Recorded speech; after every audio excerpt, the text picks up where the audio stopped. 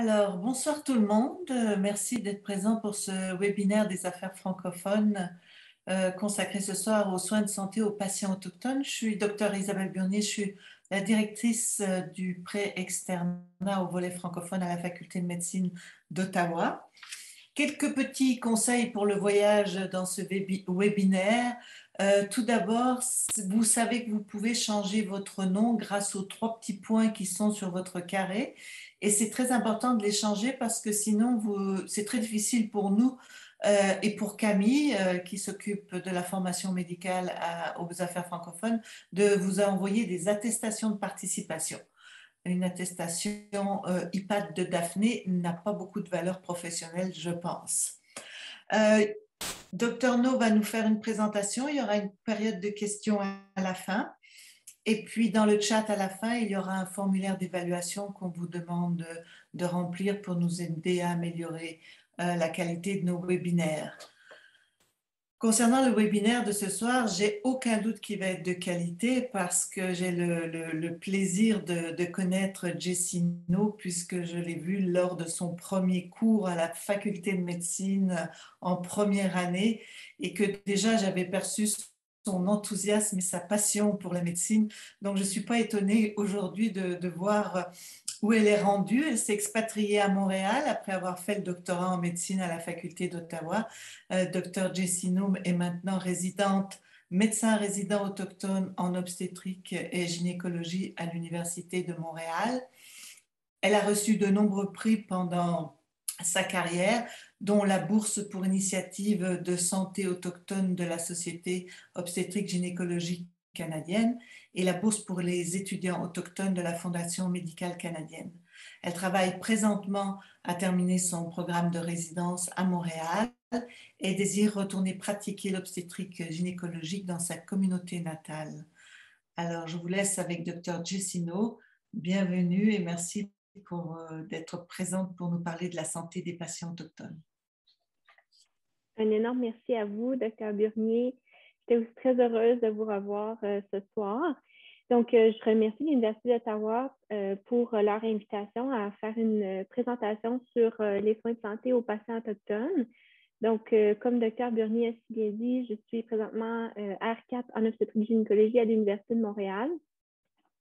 Puis, je fais cette présentation-là de tout cœur, selon mes propres connaissances et mon expérience. Donc,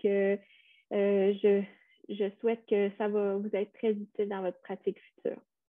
Donc, pour commencer, j'aimerais reconnaître que moi, aujourd'hui, je pratique et je vis sur les territoires traditionnels non cédés de la communauté Kenyattenaga ou Mohawk en langue plus commune. Et je sais que l'Université d'Ottawa est située sur les territoires traditionnels non cédés de la communauté Anishinaabe. Donc, d'un territoire à l'autre, je vous souhaite la bienvenue. Merci d'être ici. Je suis très honorée d'être avec vous ce soir.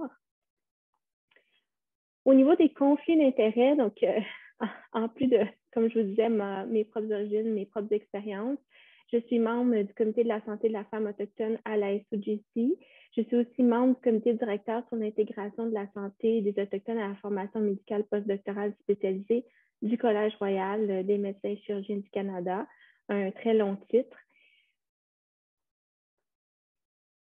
Donc, si on passe un peu au vif du sujet de ce soir, parce que nous avons une présentation qui va durer un peu moins d'1 heure, et je tiens à vous dire que cette présentation-là et les divers sujets qu'on va y aborder pourraient être discutés pendant plusieurs heures et même avoir plusieurs jours de formation pour en venir à connaître et je dirais même être capable d'appliquer adéquatement tout ce qu'on va voir. Donc, j'aimerais ce soir vous présenter une présentation où on va vraiment survoler, vraiment faire une introduction, une ouverture à, selon moi, les connaissances que tout médecin pratiquant au Canada devrait savoir ou même tout professionnel de la santé. Donc, pour commencer, on va passer, comme je vous disais, sur une introduction de sujets, selon moi, qui sont importants à savoir ou de points qui sont cruciaux à savoir. Donc, les peuples autochtones au Canada.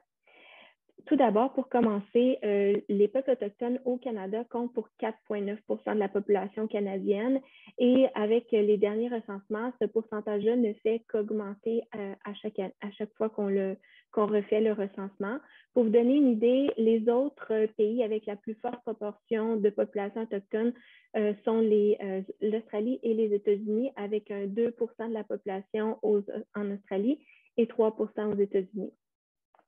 C'est une population aussi avec le plus haut taux de naissance.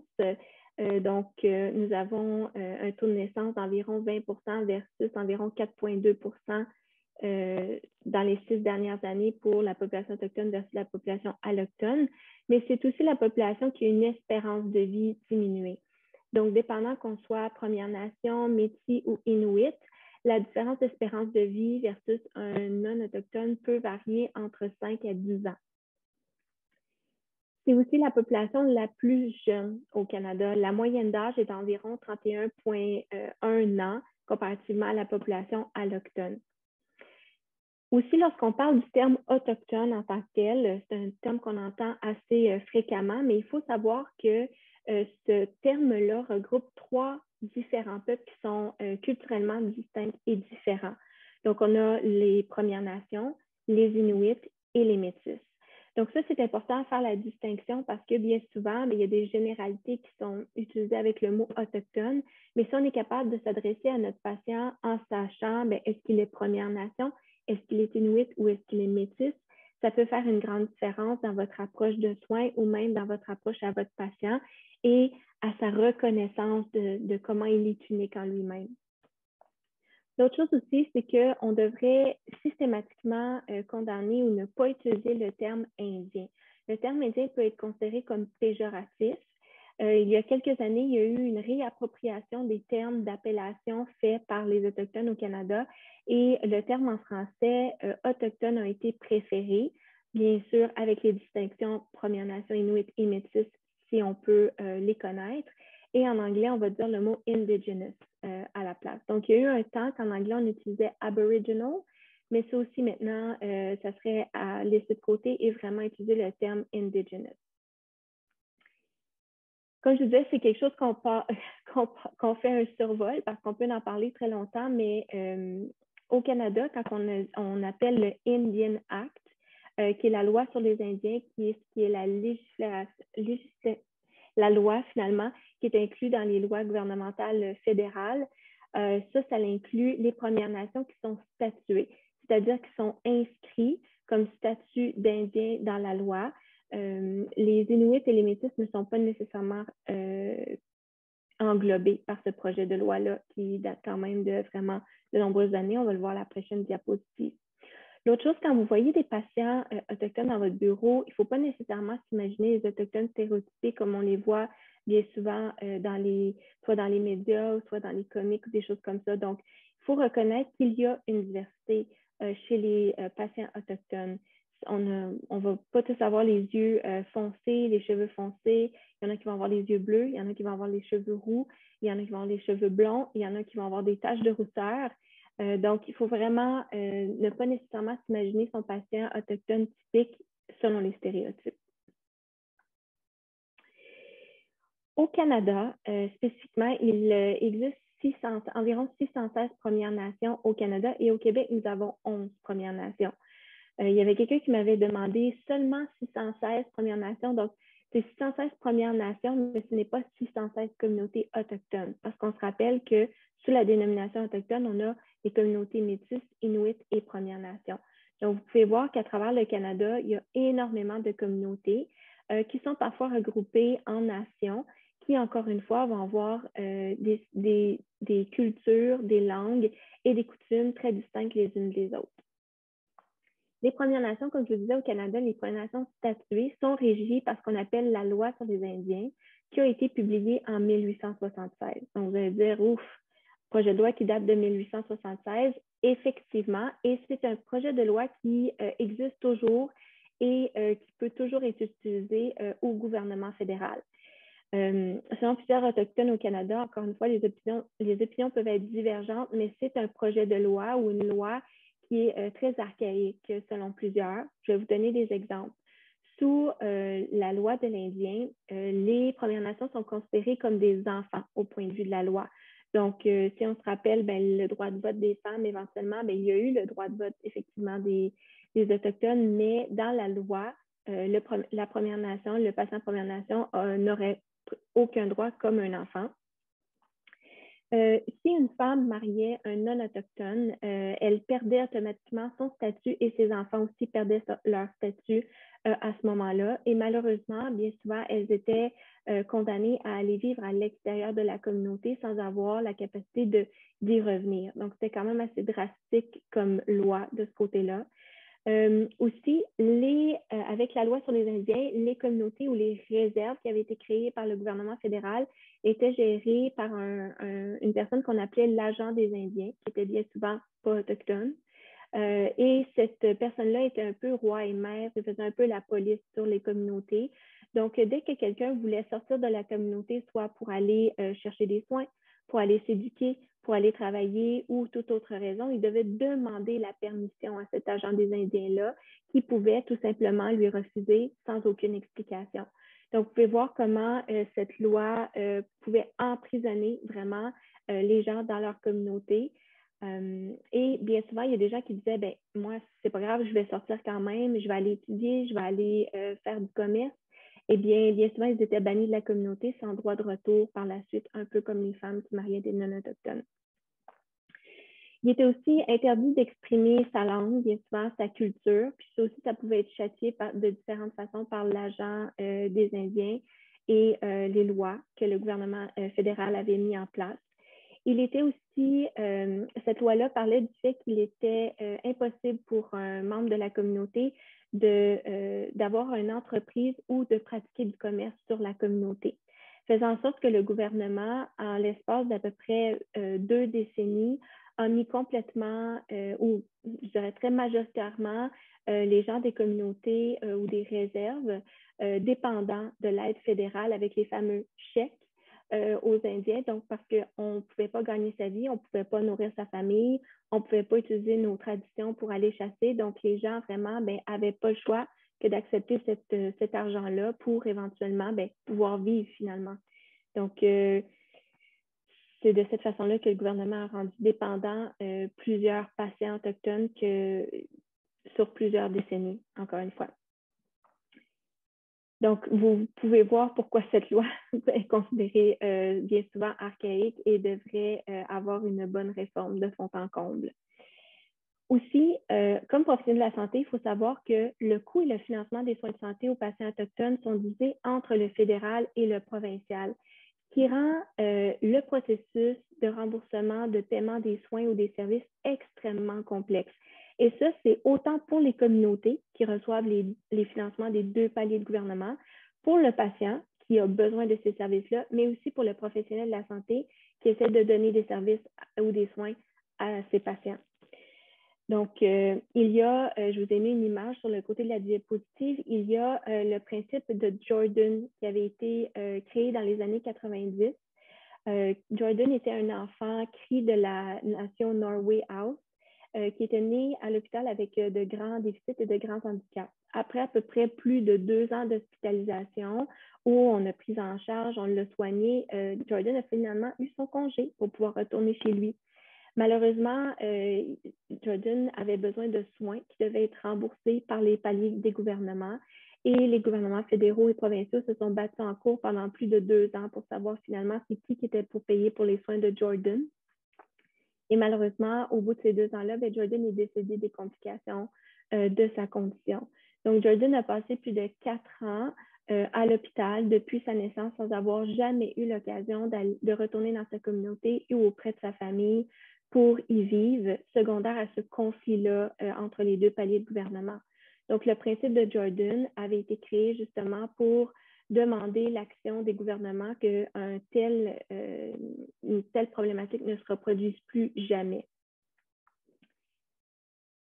Ensuite de ça, nous pouvons aussi parler du programme de services de santé non assurés. Donc, le service aux Autochtones fédéral a un programme qui s'appelle le service de santé non assuré qui regroupe les différents services de santé et médicaments qui sont couverts et remboursés par le gouvernement pour les Premières Nations statuées, encore une fois, et certains Inuits.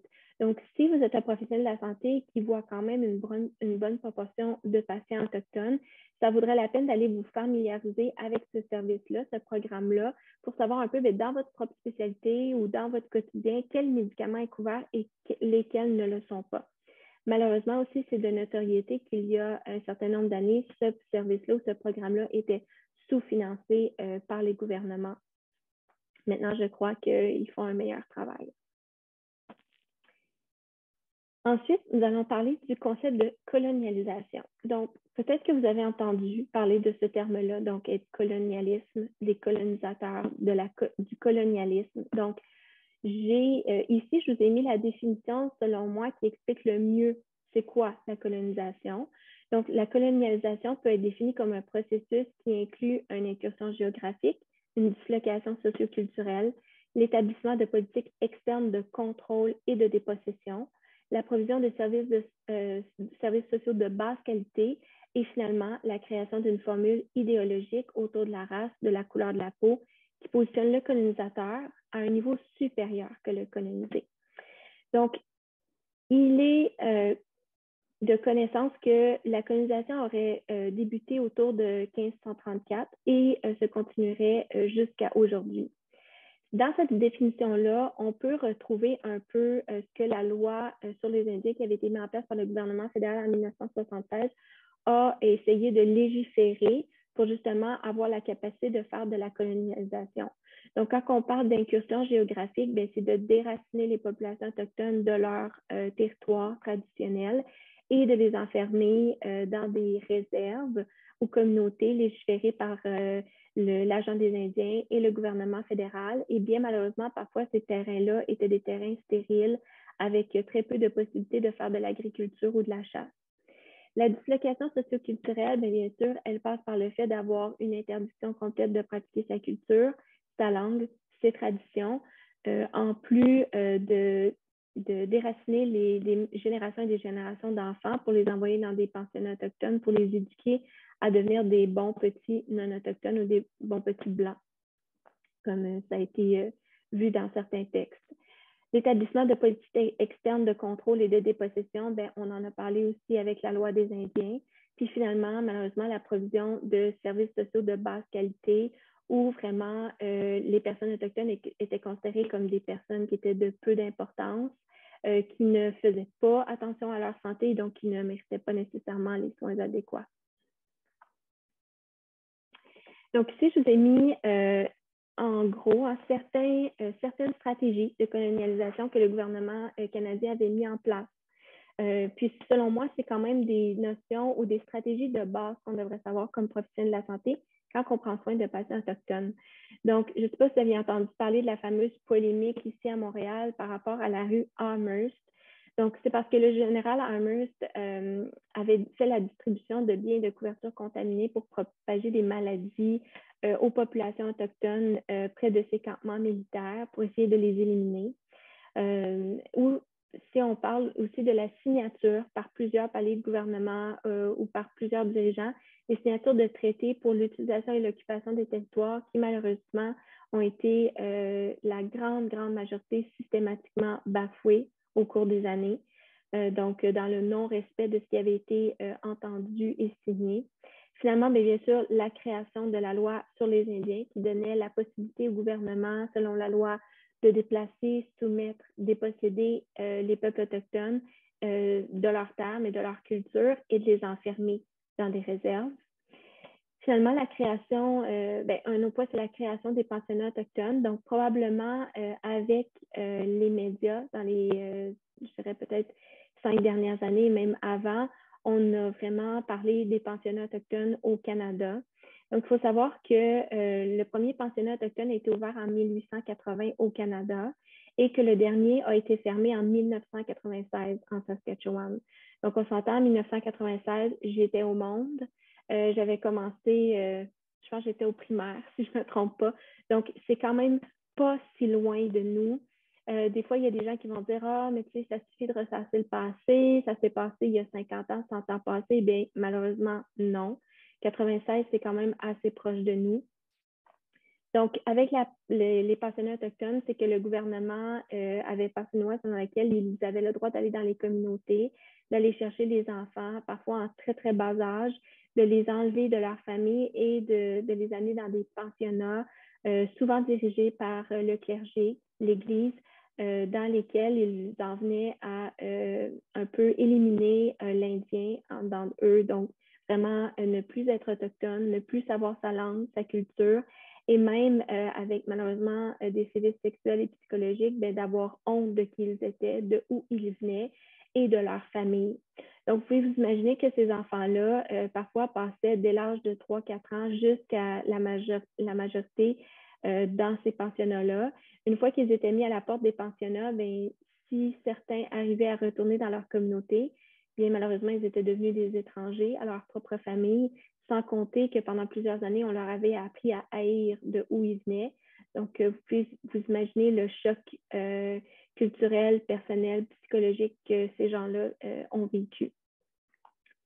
Une autre stratégie, c'est que le 60 Scoop, donc la RAF des années 60, donc parfois, quand les gens pouvaient revenir dans leur communauté, bien, éventuellement, ils avaient un partenaire, il y avait des enfants, mais bien souvent, les traumas qu'ils avaient vécus dans les années passées refaisaient surface et malheureusement pouvaient être, en tout cas, tentés d'être effacés par de l'alcool ou des abus.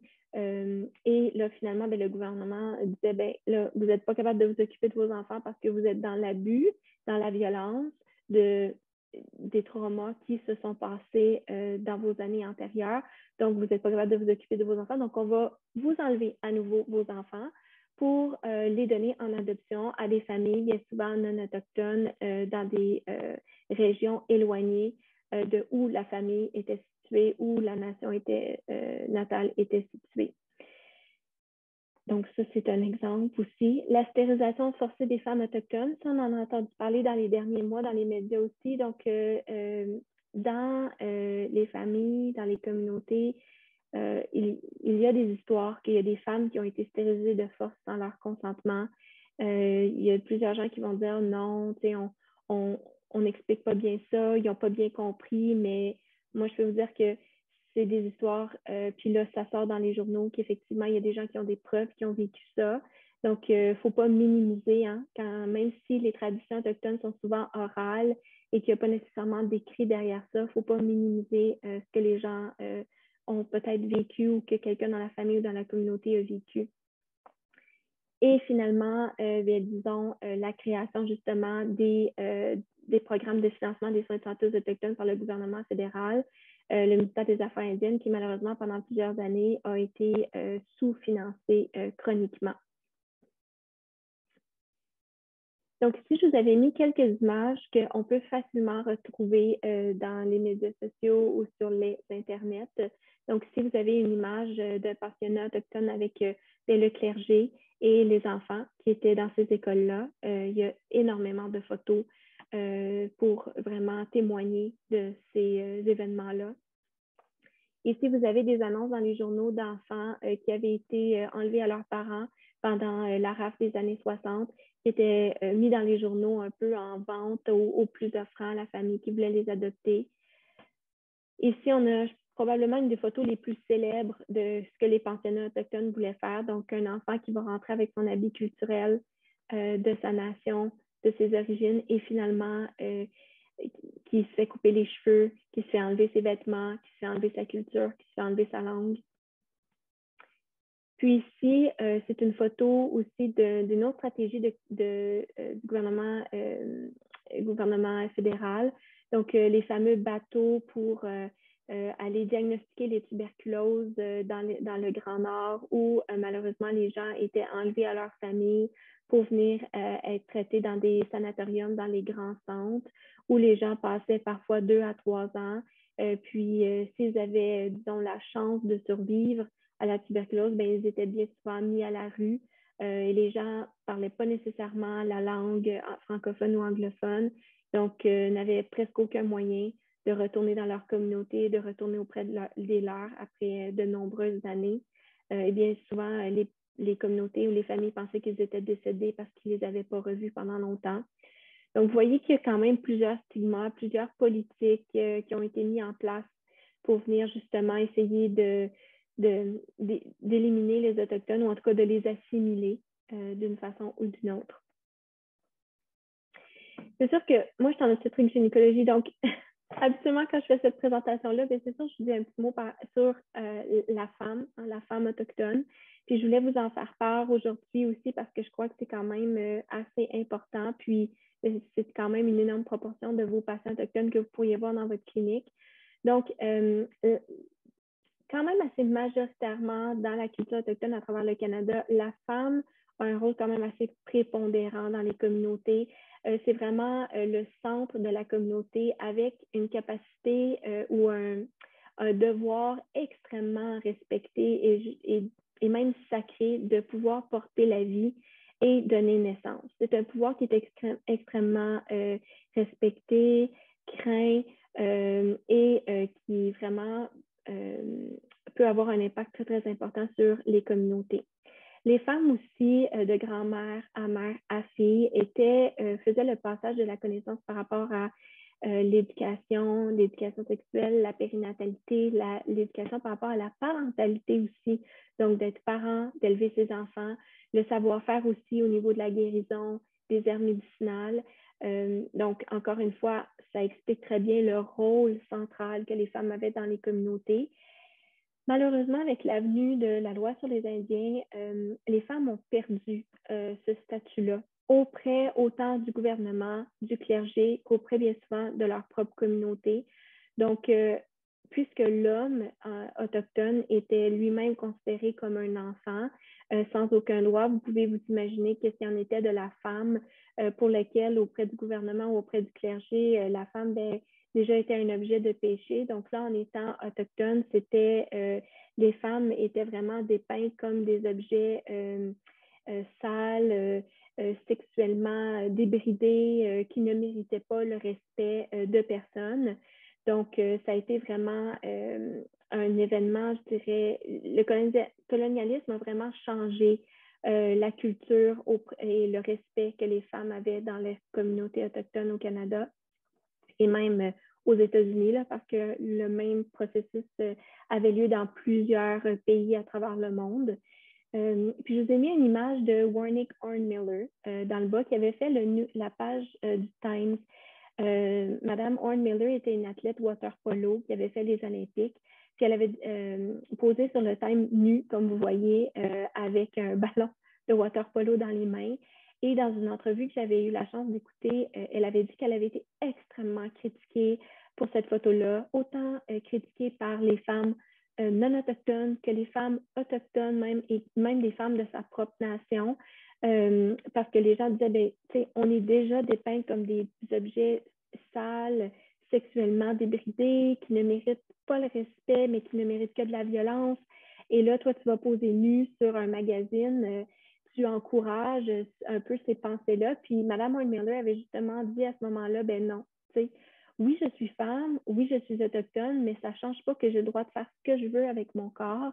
J'ai le droit d'être qui je veux et ce n'est pas personne ou n'importe quelle loi ou clergé qui va venir me dire comment je dois agir et qui je dois être. Donc, ça fait quand même un certain temps de cette page de magazine-là, mais ça avait été un message très, très fort pour les femmes et jeunes filles autochtones à ce moment-là. Si je ne m'abuse, elle a refait la même couverture il n'y a pas très longtemps, dans les dernières années, justement, un petit clin d'œil à cette revendication-là des droits envers son corps et ses origines. Aussi, statistiquement, eh bien, les femmes autochtones au Canada ont des taux de fertilité qui sont plus élevés que les femmes non autochtones. Donc, ça, c'est une bonne chose, probablement expliquant pourquoi les populations autochtones sont plus jeunes aussi. Mais malheureusement, la mortalité infantile est plus élevée. La mortalité maternelle aussi est plus élevée. Les taux de grossesse adolescente sont quand même drastiquement assez élevés, donc un 8 versus un 1,3 les comorbidités obstétricales plus élevées. Puis, tu sais, moi, je ne suis pas ici pour vous faire un cours par rapport aux maladies chroniques très prépondérante chez les patients autochtones parce que ça, je crois qu'on est quand même assez au courant. Puis, à l'Université d'Ottawa, dès la première année en études en médecine, on a quand même beaucoup de cours là-dessus. Les taux de cancer gynécologique sont plus élevés, donc 3 fois plus élevés parfois. Les taux de maladies transmises sexuellement aussi. Puis, il y avait un article qui avait vraiment bien décrit qu'environ 6 femmes sur 10 auraient vécu, 6 femmes autochtones sur 10 auraient vécu un abus physique ou sexuel dans leur vie. Et un autre article disait que 50% probablement des patients autochtones ou des gens d'origine autochtone avaient déjà vécu des abus dans leur vie. Donc, si on pense aux hommes qui sont inclus dans ce 50%-là. Puis, il y a des sujets qui ne sont même pas abordés. Comme nous, en gynécologie, ben, les fausses couches, les grossesses indésirées, la contraception, la ménopause, les changements urogénitaux par rapport à la ménopause. Donc, tout ça, c'est des sujets qui ne sont nullement abordés, qu'il n'y a aucune recherche qui est faite sur ça. Puis, malheureusement, bien souvent, il n'y a même pas de service par rapport à ça dans les communautés. Donc, les gens vivent avec leur situation et ça se termine là. Je suis très certaine que dans les gens qui écoutent ce soir, il y en a plusieurs qui doivent se dire que oui, il y a plusieurs autres sujets, plusieurs autres conditions pour lesquelles on n'a absolument aucune donnée par rapport aux patients autochtones qui, comme l'avait si bien démontré notre diapositive, est quand même une grande proportion de la population canadienne. Donc, il faut plus d'études par rapport aux patients, à la population autochtone, mais il ne faut pas oublier qu'il faut que ça soit fait dans un cadre culturellement sensible. Puis on a un bel organisme au Canada pour faire ça, dont mon ancienne directrice de Pavillon autochtone à Ottawa, Dr. Darlene Kitty, siège. Donc ici, j'avais un diagramme par rapport à la femme autochtone, mais ici, je l'ai modifié parce que je pense que ça s'applique aux patients autochtones, hommes et femmes en tant que tels. Donc, si on regarde l'entrée de la roue qui se fait souvent à l'est, donc du côté jaune, on a avec les politiques qu'on a parlé un peu plus tôt, ben, le fait que la colonialisation et le génocide culturel est arrivé avec plusieurs stratégies de racisme, de colonialisme et avec la loi sur les Indiens. Ce qui a amené éventuellement au sud à l'érosion des traditions et des pertes d'influence des aînés, des leaders et, comme je disais, ben, des femmes dans les communautés. Donc, ça le fait en sorte qu'il y a eu une perte du mode de vie, l'érosion des contrôles, des valeurs sociales traditionnelles, perte des valeurs de respect, perte des valeurs du sacré et finalement une déshumanisation, donc au nord, où vraiment ben, les populations autochtones, dont les femmes, comme je disais précédemment, ont été un peu déshumanisées et relayées à un objet qui ne mérite pas notre attention ou qui ne mérite pas d'être respecté ou écouté. Puis malheureusement, ben, ça l'a exposé le patient autochtone, peu importe ses origines, peu importe son sexe, à être exposé à la violence, que ce soit autant physique, psychologique que sexuelle. En plus, ben, si on rajoute des couches à ça, ben, les sous-financements des soins de santé et des services sociaux, ainsi que de la scolarité chez les populations autochtones qui ont été un peu laissées à eux-mêmes. Il y a certains médicaments qui étaient de première ligne chez les patients autochtones qui n'étaient même pas remboursés chez les patients autochtones il y a de ça certaines années. Et bien sûr, ben, le racisme systémique que les patients avaient à faire face lorsqu'ils allaient consulter pour leur santé, pour des questions de justice ou même pour l'éducation.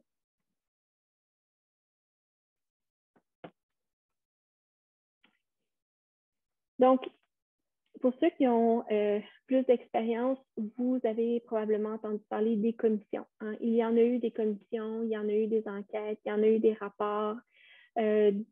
Plus près de nous, il y a bien sûr la Commission sur la vérité et réconciliation du Canada, qui ici, je vous ai mis les points quand même assez importants qui se rapportent surtout à la santé. Donc, vraiment où les agents de la Commission de vérité et réconciliation ont fait appel au gouvernement, aux institutions médicales pour vraiment venir faire un effort supplémentaire pour venir offrir des soins culturellement sensibles aux patients autochtones dénués de racisme. Donc, vraiment, d'apporter des changements au système de santé pour reconnaître, premièrement, ben, les pratiques de guérison traditionnelles, pour reconnaître aussi que les patients ont vécu des traumatismes bien souvent, pas personnellement nécessairement, mais à travers leur famille, à travers leur communauté, à travers leur histoire. Aussi de demander au gouvernement d'augmenter le nombre de professionnels de la santé autochtones qui pourraient ensuite peut-être retourner travailler dans leur communauté auprès des leurs, et aussi de former les professionnels de la santé, toutes spécialités confondues, pour vraiment venir offrir des soins culturellement sensibles aux patients autochtones. Donc, ce qui m'amène à vous parler d'un survol, encore une fois, hein, de c'est quoi un soin culturellement sensible, d'un soin culturellement compétent. Encore une fois, plusieurs choses dans la présentation de ce soir qui pourraient prendre des jours et des heures à discuter, mais encore une fois, on a 1 heure, donc on essaie de faire la base. Donc ici, encore une fois, si on commence du côté de l'Est, donc le début du cercle, c'est la reconnaissance culturelle. Donc, bon, la reconnaissance culturelle, finalement, c'est qu'on reconnaît en tant que médecin que le patient qui est devant nous, eh bien, il a une culture différente de la nôtre. Elle existe, elle est là, elle est entre les soins que vous allez prodiguer à votre patient autochtone, mais ça se finit là. Donc, vous le reconnaissez. Ensuite, si on progresse dans le cercle des soins culturellement compétents, bien, on a la sensibilité culturelle. Donc, c'est-à-dire que là, en tant que professionnel de la santé, on est capable de prendre soin de notre patient autochtone en respectant ces différences culturelles-là. Donc, même si le patient vous en parle, bien, on ne met pas un stop à ça en l'ignorant complètement. On l'écoute, on le respecte et on essaie de prodiguer des soins par rapport à ces différences culturelles-là ou de traditions. Finalement, si on progresse encore, bien, on a la compétence culturelle. Là, c'est-à-dire que vous êtes capable, en tant que professionnel de la santé, de pratiquer efficacement dans un milieu qui est culturellement différent de ce que pour lequel vous avez été formé ou de lequel vous venez ou de lequel vous faites votre pratique au jour le jour. Donc, vraiment, cette compétence culturelle-là fait que vous connaissez bien les traditions de votre patient, la culture quand même un peu de votre patient, mais qu'en plus, vous savez le mode de vie, son environnement. Donc, tout ça entre en ligne de compte quand vous prenez soin de votre patient, puis vous arrivez à être efficace dans cette prise en charge-là.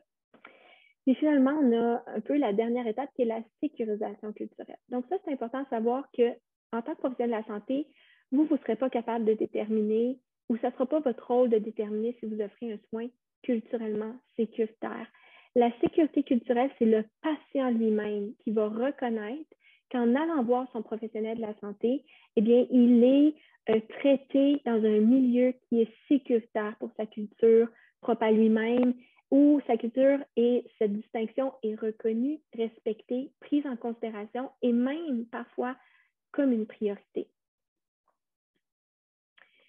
Dans les dernières années, il y a un nouvel élément qui s'est rajouté à cette roue ou à ce cercle de soins culturellement compétents. Là, c'est l'humilité culturelle. Donc, une fois qu'on passe à travers quand même les étapes, peu importe à quel niveau qu'on est, qu'on soit dans la reconnaissance, qu'on soit dans la sensibilité ou qu'on soit rendu à avoir une compétence de soins culturels, eh bien, c'est l'humilité, c'est-à-dire d'être capable d'élargir ce concept-là en s'attendant, en se donnant un engagement à vie à s'auto-évaluer, s'autocritiquer et se sensibiliser à ses propres préjugés implicites ou explicites, puis d'être capable de gérer ce déséquilibre-là à travers la pratique. Donc, sans juste dire, ben, tu sais, moi, je pense que je donne des soins culturellement compétents, c'est vraiment faire cet engagement à vie-là, de pouvoir continuer à offrir ces soins-là, mais tout en s'autocritiquant et en s'auto-évaluant. Donc, vous allez dire, encore une fois, un survol. Hein? Je vous le dis, il y a plusieurs choses qu'on pourrait parler très, très longuement ce soir.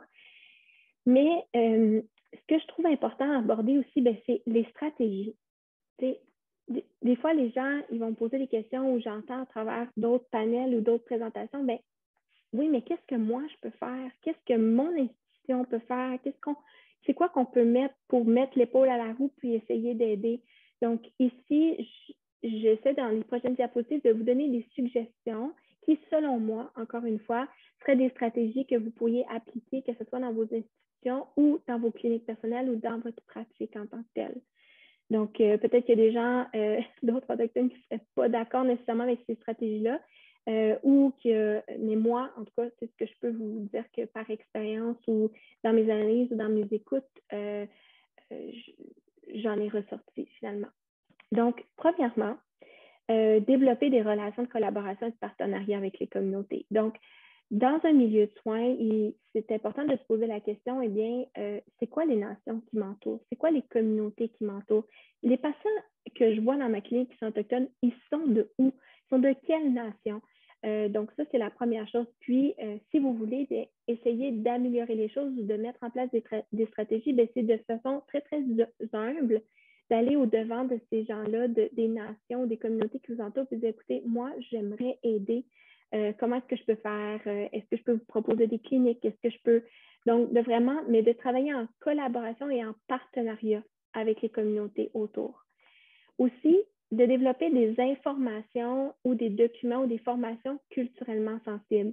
Donc, dans les milieux, justement, d'aller approcher les communautés qui vous entourent, les nations qui vous entourent, puis de dire, est-ce qu'il y a des informations, est-ce qu'il y a des formations, est-ce qu'il y a des documents que je peux mettre en place dans ma clinique ou dans mon institution pour que quand le patient autochtone que je vais traiter va venir me voir, il va se sentir inclus dans mon milieu de pratique. Aussi, inclure des navigateurs autochtones. Donc, ça, c'est un concept que moi, j'ai rencontré à Montréal à travers une communauté médicale qui offre des soins aux patients de la rue, autant autochtones que non autochtones. Mais pour les patients autochtones de la rue, il y avait ce qu'on appelait les navigateurs autochtones.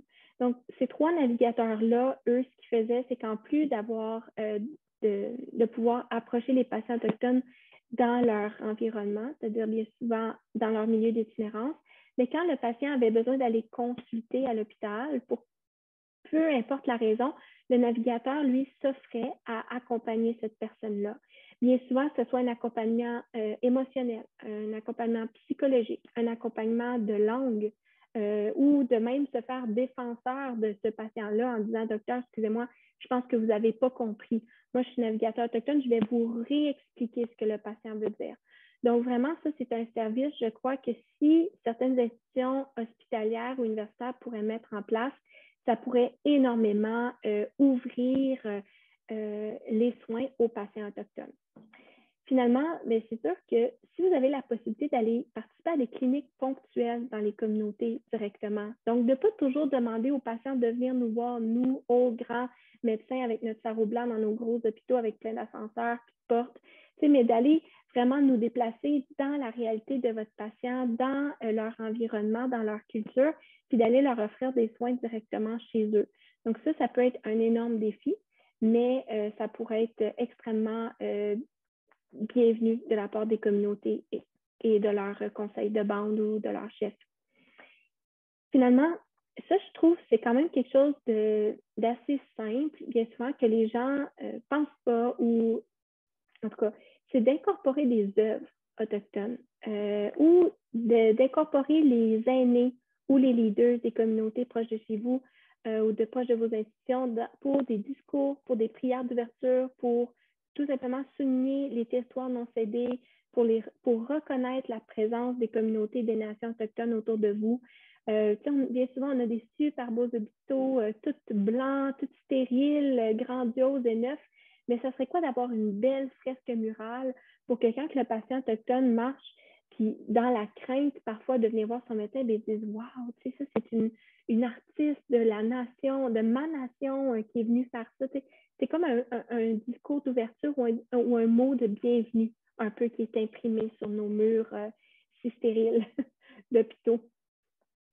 Puis, bien sûr, en tant que professionnel de la santé, devenir un allié puis des défenseurs des droits des patients autochtones et de leurs enfants. Donc, de faire le plus pour leur venir en aide, pour mieux les comprendre ou même parfois pour mieux leur expliquer c'est quoi leurs conditions ou leur façon de la traiter.